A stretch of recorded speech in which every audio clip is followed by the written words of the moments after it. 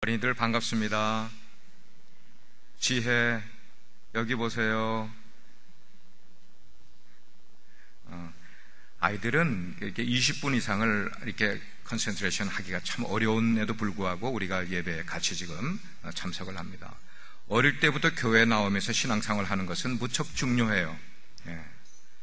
어릴 때 신앙생활을 바르게 몸에 익힌 사람들은 거의 평생 신앙생활을 떠나지 않고 하게 됩니다. 비록 청년 시절에 교회를 떠났다가도 꼭 그 사람들은 거의 돌아오게 되어 있는 게 어릴 때 신앙생활을 하는 것이 그렇게 중요하기 때문이에요. 목사님도 여러분들처럼 어린들처럼 어릴 때부터 교회를 다녔어요. 제가 다니던 교회에 지금 생각을 하면은 1년에 한 서너 번 정도 이렇게 하얀 천을 덮어놓고 예배 시간에 저 속에 뭐가 들었는지 참 궁금한 적이 있었어요. 저게 뭐들까? 나중에 이렇게 이거를 다 걷고 나서 어른들에게 그거를 떡을 하나씩 나눠줄 때 어린 저는 굉장히 신기하기도 했지만 이런 성만찬 예식이 있는 주일은 굉장히 기분이 안 좋았어요. 왜 안 좋았는가 하면은 이런 성만찬 예식이 있는 주일은 평일보다 예배가 더 길었기 때문에 그래서 저는 그렇게 좋아하지 않았던 것 같아요. 근데 저만 좋아하지 않은 게 아니었더라고요. 가만 제 주변에 계신 어른들의 모습을 보니까 어른들도 그 예식을 별로 좋아하지 않는 것 같은 그런 생각이 들었어요. 왜? 지금 제 기억에 이렇게 들어보면은 어른들 가운데도 이 성만찬의 그 경이로움과 원더러스한 것과 그리고 하나님과의 영적인 그런 깊은 교제가 이루어지는 것에서 얻는 그런 기쁨 같은 거는 거의 어른들의 얼굴에서도 얻는 것 같지 않았기 때문에 이게 어린 나만 싫어하는 게 아니고 어른들도 싫어하는구나 그런 생각을 가졌던 게 이게 성만찬에 대한 저의 생각이었어요. 성경을 보게 되니까 고린도 교회 성도들 역시 성만찬이 가지고 있는 그 원더러스한 그 위대한 것과 그 아름다운 것과 신비로운 것들을 깨닫지 못한 교인들이 성경에 보니까 고린도 교회에도 그런 게 있었던 것 같아요. 그 사람들은 성만찬을 먹는 것과 마시는 것과 그리고 즐기는 것 그런 파티 정도로 생각을 했던 사람들이 그 교회에 많이 있었던 것 같아요. 정말 그들은 성만찬의 중심이 예수 그리스도를 기념하고 아까 나왔잖아요. 예수 그리스도를 remember, 예수 그리스도를 recall 하는 그런 것으로 생각지 못했던 사람들이 고린도 교회에도 많이 있었던 것을 보게 되는 거예요. 그래서 오늘은 우리가 원바 서비스로 함께 전 연령에 함께 예배를 드리면서 우리 어린이들도 우리 유스 그룹들도 우리 청년, 장년들, 우리 장년 모두가 다 성만찬의 중요한 것에 대해서 한번 여러분들하고 예배를 통해서 나눠보면 좋겠다 그런 생각을 갖게 됐어요. 우리 어린이 여러분들에게 제가 한번 질문해 보겠어요. 어린이 여러분들이 주일날 예배에 오게 되면은 그 예배 속에 어떤 순서들이 있습니까? 여러분 예배에 누가 대답해 볼 사람 있어요?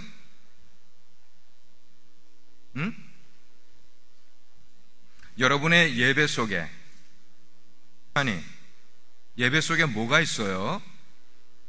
예배할 때 하는 게 뭐가 있어요?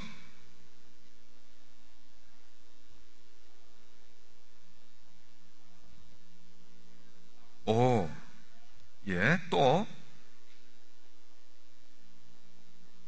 하나님의 말씀 듣는 시간이 있고 또 하나님의 이름을 우리가 어떻게 하는 거예요? Praise the Lord.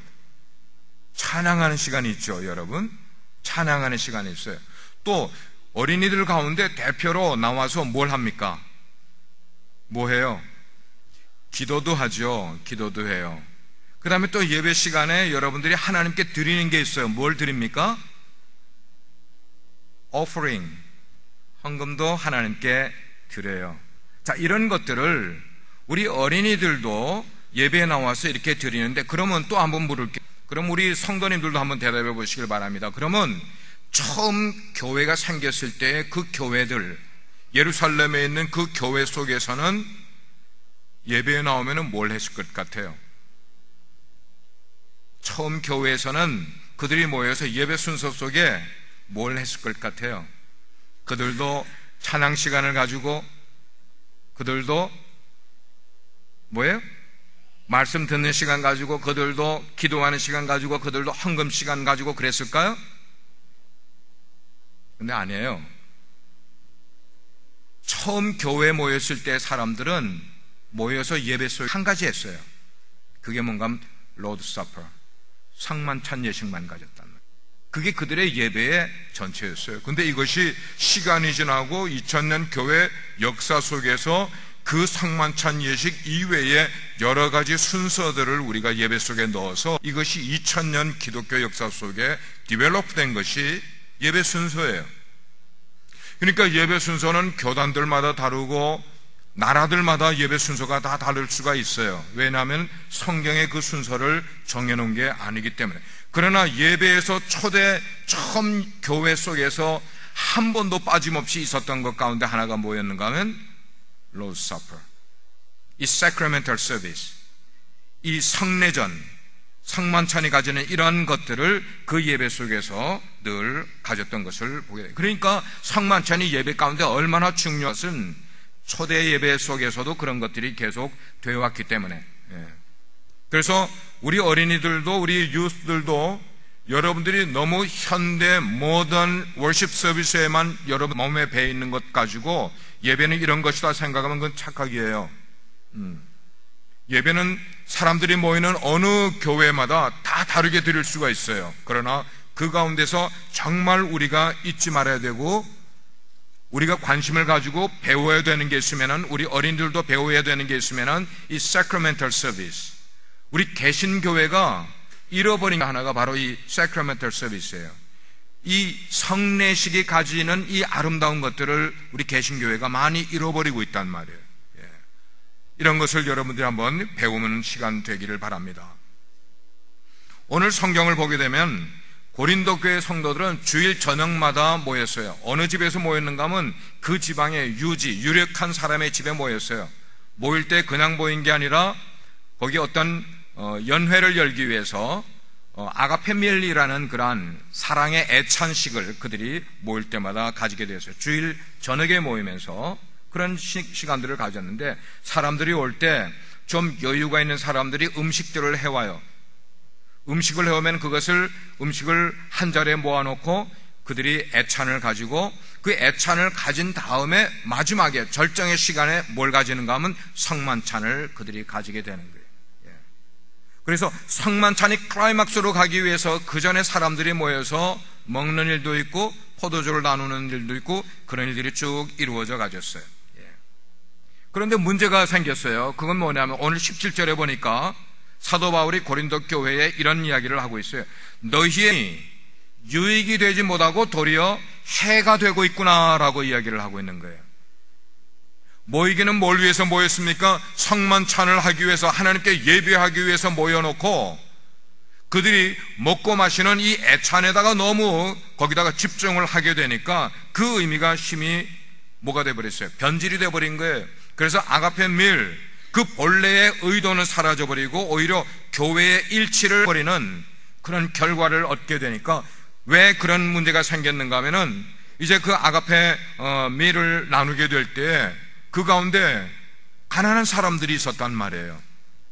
가난한 사람들이 자기 집에서 먹을 것이 없어서 굶는 사람들이 주일 전 이 애찬식에 와서 함께 참여하면서 그 음식을 나눠 먹으면은 또 그날 배를 채우고 돌아가는 그런 시간이 되는데, 그 애찬 속에 두 그룹으로 나누게 된 거예요. 하나는 유력하고 부자들의 그룹과 하나는 가난한 사람들의 그룹이 나누게 된 것이었어요. 교인의 일부가 성찬 예식이 정말 중요한 것은 우리 지금 예배처럼 oneness, 유니티를 굉장히 강조하기 위해서, 하나님의 공동체는 하나라는 것을 강조하기 위해서 그들이 모여놓고 그 애찬식을 가지면서 차별하는 그룹이 생기게 된 거예요. 부자들과 유력한 사람들이 자기들이 먹을 것을 먼저 갖다가, 그것도 장소도 자기들이 별도로 마련된 방에 들어가서 자기들끼리 음식을 먹고, 그 다음에 큰 방에 있는 가난한 사람들이 모여있는 장소에서는 그들이 먹을 것을 가지고 오지 못한 그 사람들은 먹을 것을 배분받지도 못하고 굶으면서 근데 여러분, 문을 닫아놔도 음식은 뭐예요? 냄새가 나잖아요. 냄새가. 자기들 있는 곳에는 음식이 없어서 모르겠지만 다른 방에 있는 사람들은 음식을 먹고 소리가 나고 그리고 냄새가 이게 난단 말이에요. 그런데도 불구하고 그들이 성만찬을 제대로 기념하지 못하는 그런 모습 가지고, 오늘날 우리 교회들을 보게 되면 성만찬을 1년에 3번 내지 4번을 보통 가져요. 한국에 있는 어느 교회에서는 매주일 성만찬을 가지는 교회도 있어요. 현대 교회들이 성만찬을 가지게 될 때 여러분들이 성만찬 시간에 여러 번 임해 보셔서 알겠지만 조그만 빵 조각 하나 먹고 조그만 잔에 있는 포도즙을 여러분들이 마시는 거예요. 근데 우리가 지금 현대 교회가 이렇게 하는 그런 모습은 초대 교회가 가졌던 성만찬과는 상당히 방법이 많이 달라요. 내용도 많이 다르고요. 초대 교회에서는 이 성만찬을 하나의 커다란 축제로 여긴 것이었어요. 얼마나 셀레브레이트 하고 있는지 몰라요. 예배 시간에 한 순서로 이것을 가지는 게 아니라 이 전체 예배가 바로 이 성만찬을 중심으로 가지게 되는 것을 보게 돼요. 사도행전 2장을 보게 되면은 초대교회는 종종 단체 식사 시간을 가진 것을 보게 돼요. 사도행전 2장에도 나온 것처럼 부자들이 자기들의 돈을 모아서 교회에다가 헌금을 하게 되면은, 그래서 교회에서 음식을, 빵을 많이 사서 가난한 사람들이, 밥을 먹지 못하는 사람들이 교회에 오게 될 때 그 가난한 사람들도 교회에 와서 음식을 나눠 먹는 그런 일들이 초대교회 가운데 있었어요. 그런 사랑의 향연이 교회 속에서 성만찬으로 이루어지면서 클라이막스, 아주 절정에 이르는 그런 시간을 갖게 돼요. 그런데 이 공동체 식사 시간에 고린도 교회를 보게 되니까 차별이 거기 생겨버린 거예요.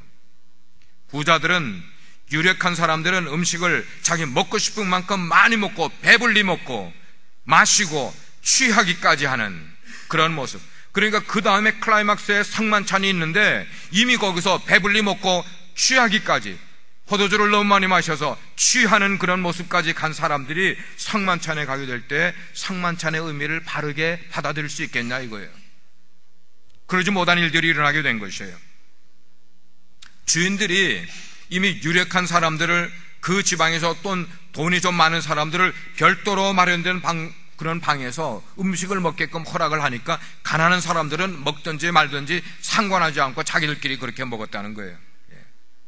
신앙이 없는 일부 교인들 가운데는 성만찬을 어떤 사교 만찬으로 생각을 하면서, 그래서 애찬을 가질 때 그렇게 배불리 먹고 취하기까지 하니까 그것이 성만찬에 갈 때는 아주 좋지 못한 태도로 가게 되었던 것이었어요. 그게 분명히 잘못된 그런 행동이었는데 사회적인 관습이 그렇게 되다 보니까 그 사회적인 관습이 어디까지 들어왔어요?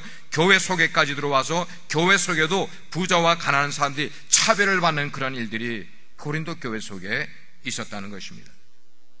복음은 우리에게 그런 관습으로부터 벗어나야 된다고 우리에게 분명히 말을 하고 있어요. 복음은 그런 잘못된 것을 버릴 것을 우리에게 요구를 했어요. 자, 신앙적으로 아직까지 세워져 있지 않은 그런 어린 교회인 고린도 교회가 성찬식을 그렇게 어지럽고 시끄러운 그런 모습으로, 변질된 모습으로 가지게 됐을 때 사도 바울이 거기에 대한 경계를 말씀을 하고 있는 내용이었어요. 사랑하는 우리 성도 여러분들이요, 어린이 여러분, 우리 유스 여러분, 우리가 먼저 생각해 볼 것은, 그러면 고린도 교회의 문제가 아니라 오늘날 신앙생활을 하고 있는 우리들은 성만찬 예식에 대한 바른 생각과 정신을 가지고 있는가 한번 생각해 볼 필요가 있어요. 우리는 성만찬을 받을 때, 오늘 또 떡 하나 먹겠구나, 오늘 또 포도즙 그거 또 마시겠구나, 그거 마시고 나면 뭐 맛이 어떻더라, 좀 크게 주지, 왜 그렇게 조그맣게 잘라가지고 입에 들어가면 그 조그만 거 가지고 뭐 이런 식으로 우리 마음대로 성만찬을 이렇게도 평가하고 저렇게도 비판하고 그런 모습으로 성만찬에 참여하고 있는 사람들은 없냐는 거예요. 교회 생활을 하게 되면 우리 어린이들도 성만찬이 또 로드사퍼가 의미하는 것이 무엇인지를 어린아이들도 알아야 되는 거예요. 우리 유스들도 알아야 되는 거예요. 성도님들도 교회에 와서 어느 정도 신앙생활 하면은 교회에서 가지는 이 sacramental service, 성만찬이 우리 신앙생활에 얼마만큼 중요한 의미를 갖고 있는가를 우리도 바르게 이해를 해야 된 그런 모습인 거예요. 자, 그러면 성만찬의 핵심이 뭔가 하는 거예요. 성만찬의 가장 중요한 게 뭐냐는 것이에요. 성만찬은 예수님께서 십자가에 달리시기 전날 밤 제자들을 불러서 우리가 만찬을 가지자, Let's have supper, 디너를 함께 가지자. 그래서 어느 한 다락방에 모여서 예수님이 제자들과 유월절 만찬을 가진 것이 우리 성만찬의 이게 그렇게 시작이 됐어요. 그 자리에서 예수님께서는 제자들에게 내가 앞으로 죽을 것이다, 내가 앞으로 너희들을 떠나서 하나님이 나에게 마련하는 곳으로 내가 갈 것이다, 그렇기 때문에 이 저녁 만찬을 최후로 가지게 될 텐데 너희들은 이 저녁 만찬을 잘 기억을 하라. 그리고 내가 다시 I'm gonna return to you, 언젠가 내가 너희들에게 다시 돌아올 때 그때까지 이 만찬을 언제나 하면서 do it, 그것을 그렇게 하라. In remembrance of me, 이것을 행함으로 나를 기념하라. 그러니까 그 성만찬 속의 가장 중요한 핵심은 예수님이 죽으시겠다는 거예요. 예수님이 우리를 위해 십자가를 지고 죽으시겠다는 게 이게 복음의 핵심인 것이에요. 그러므로 여러분, 우리가 성만찬을 가지는 목적은 뭐냐?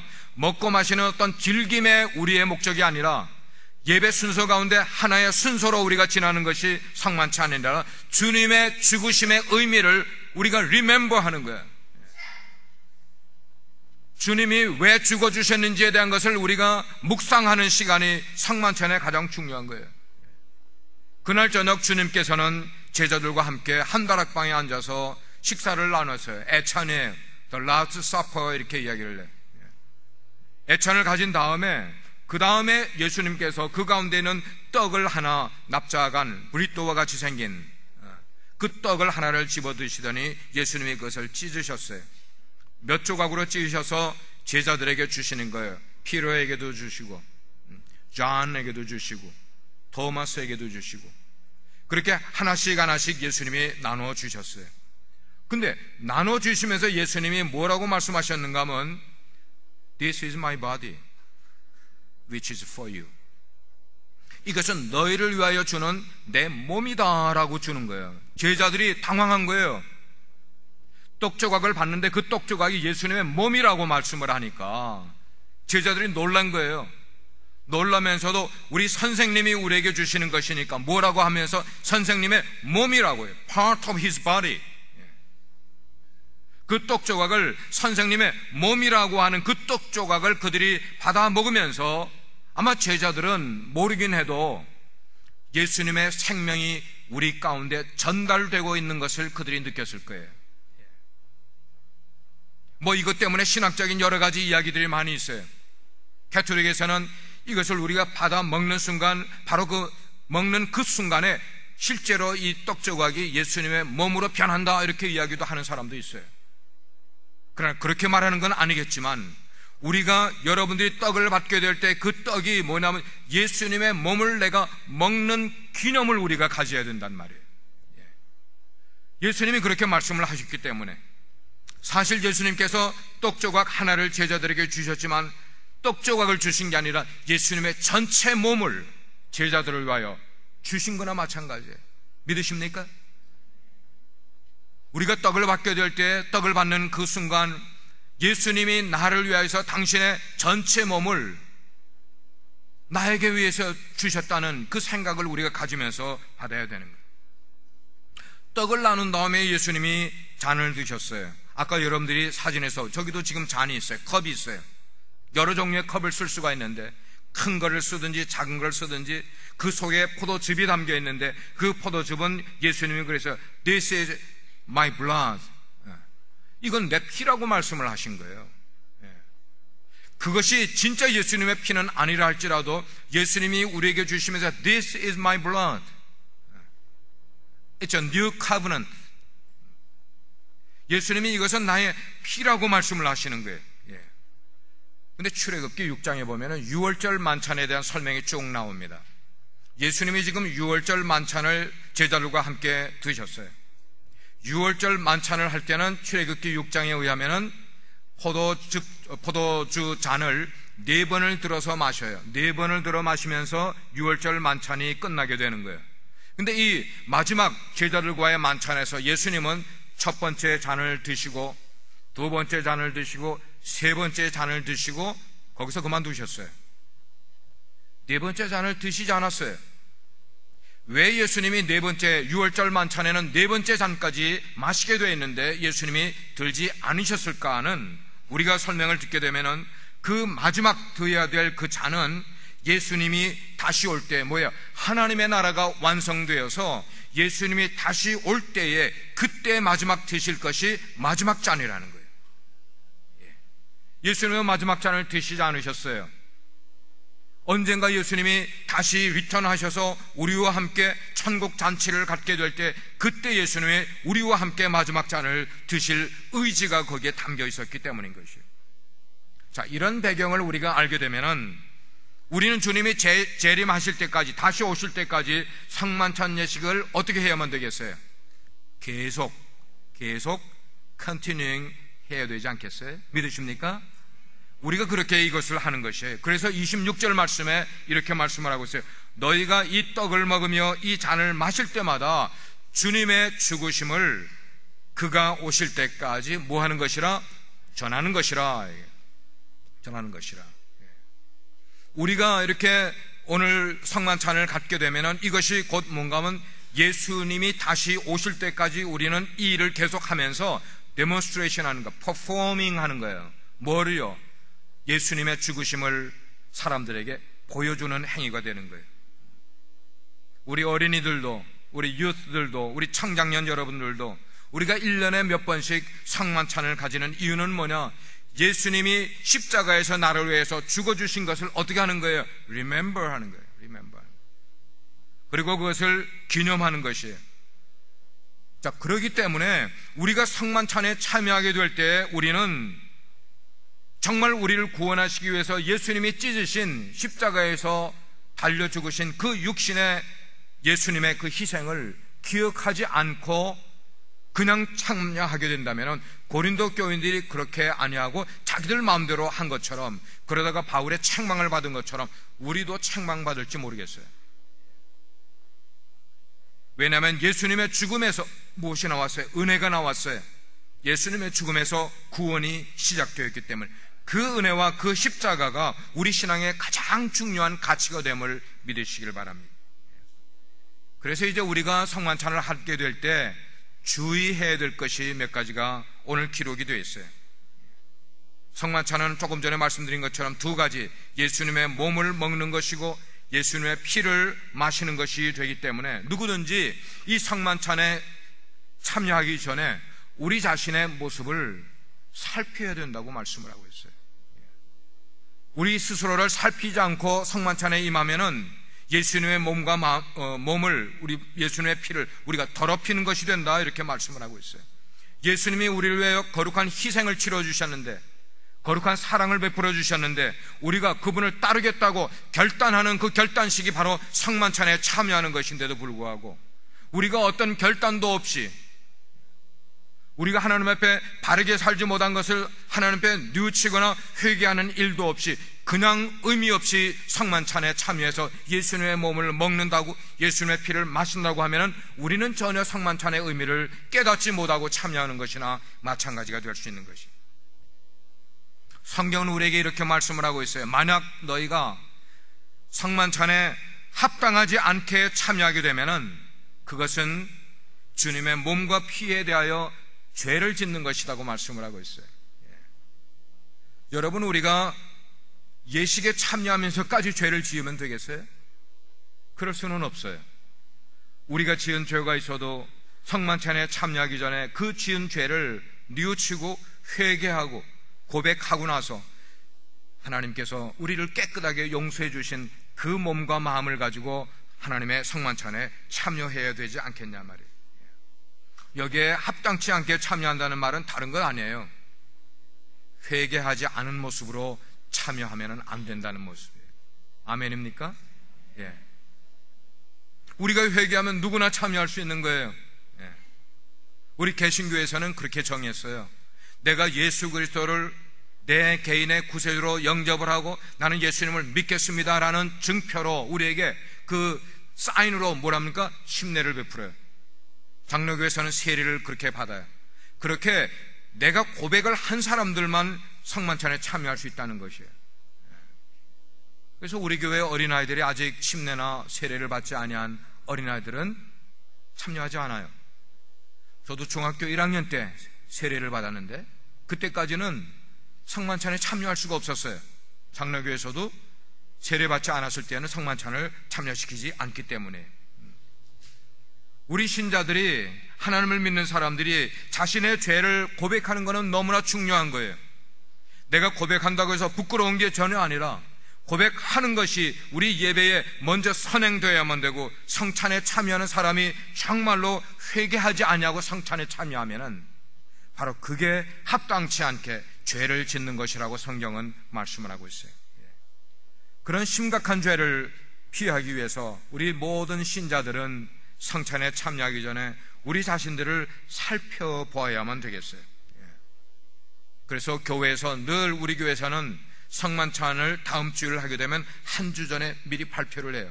다음 주에는 성만찬을 가지겠습니다. 그 한 주 전에 발표하는 이유가 뭐냐? 한 주 동안 성만찬의 의미를 내가 생각하며 살자는 것입니다. 내가 하나님께 바르게 떳떳하게 살지 못한 것 있으면 그 한 주 동안 주님께 회개하는 마음으로, 고백하는 마음으로 한 주를 살다가 성만찬에 참여할 때는 회개한 이후의 마음을 가지고 성만찬에 참여하자, 그렇게 살펴보는 기간을 주기 위해서 한 주 전에 발표를 드리는 거예요. 여러분에게 질문해 보겠어요. 사랑하는 여러분, 당신은 성만찬을 형식적으로 참여하고 계시지는 않습니까? 만약에 그렇다면 오늘 이 우리를 위해서 자신의 몸을 버리시고 자신의 피를 쏟아주신 바로 그분을 위해서 우리가 새로운 마음의 자세를 가져야 되지 않겠어요? 그게 뭡니까? 하나님께서 나를 위하여 독생자를 주신 것에 대한 그 감사를 여기면서, 하나님, 내가 바르게 살지 못하였습니다. 내가 하나님 앞에 죄인이었습니다. 저의 죄를 용서해 주십시오. 그런 회개를 먼저 선행하고, 그리고 나서 성찬, 그것은 주님께 대하여 내가 새롭게 헌신하겠습니다. 새롭게 결단하겠습니다. 앞으로는 희생의 삶을 살아가겠습니다. 그런 마음의 결단을 이 성찬 예식에 참여함으로 함께하고 싶지 않으십니까? 이제 다 같이 머리를 숙이시길 바랍니다. 우리가 이 시간에 기도를 하겠어요. 성만찬은 주님의 몸을 먹는 것이고 주님의 새 언약의 피를 마시는 것과 같은 상징을 가지고 있는데, 우리가 그 성만찬을 받기 전에 주님이 나를 위해 희생해 주신 것, 주님이 내 죄를 씻기 위해서 십자가에 달려 보혈을 흘려주신 것을 먼저 기억하십시다. 그리고 십자가 밑에서 우리의 죄인됨을 주님 앞에 고백하는 시간을 갖겠습니다.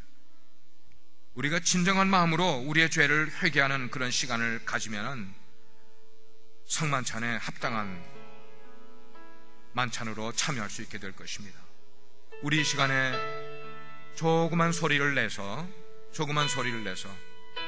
우리의 알고 모르고 그리고 정말 주님 앞에 바르게 살지 못했던 것들을 이 시간에 토해내는, 고백하는 시간을 우리가 한 1분 동안 기도하는 시간을 다 같이 갖겠습니다. 기도하겠습니다. 아버지 하나님, 그렇습니다. 우리가 하나님 앞에 바로 살지 못하였습니다. 주님 앞에 죄인 때문에 아버지 하나님 용서해 주시고 하나님의 은혜가 우리 가운데 함께 하실 때 주님, 그 하나님의 은혜를 기억할 수 있고 이제는 새로워져서 새로운 모습으로 주님 앞에 설 수 있는 놀라운 은혜 베푸시기를 기도합니다. 아버지 도우시옵소서. 아버지 도우시옵소서. 하나님의 은혜로 도우시기를 간절히 주님, 우리 죄를 용서해 주시옵소서.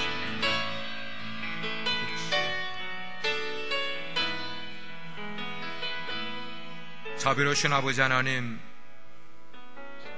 주께서 죄인된 우리를 위해 십자가에 달려 당신의 몸을 찢으시고 보혈을 흘려주심으로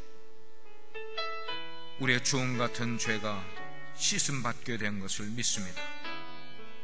예수님의 그 육신과 그리고 보혈에 흘린 그 은혜로 우리가 용서함을 받고 죄 씻음을 받고 또 구원을 받았으니 하나님의 자녀가 되었으니 이보다 더 놀랍고 큰 은혜가 어디 있습니까? 아버지, 어릴 때부터 이 성만찬의 놀라운 의미를 우리 아이들이 기억하게 하여 주시고 그들의 신앙 속에서, 그들의 세상 삶 속에서 이것이 우리를 보호하고 지키며 인도하는 놀라운 은혜가 있게 해 주시옵소서. 우리 장년들도 인생을 살면서 하나님 앞에 더 바르게 살기 위하여 애쓸 수 있는 새로운 결단이 이루어갈 수 있도록 아버지 역사해 주시옵소서. 이 시간에 성찬에 참여하는 모든 자들 가운데 하나님의 은혜가 함께하여 주시고 우리의 죄가 용서받는 은혜가 있게 하시며 주님 다시 오실 때까지 이 일을 계속할 수 있는 은혜도 베풀어 주시옵소서. 예수 그리스도의 이름으로 기도합니다.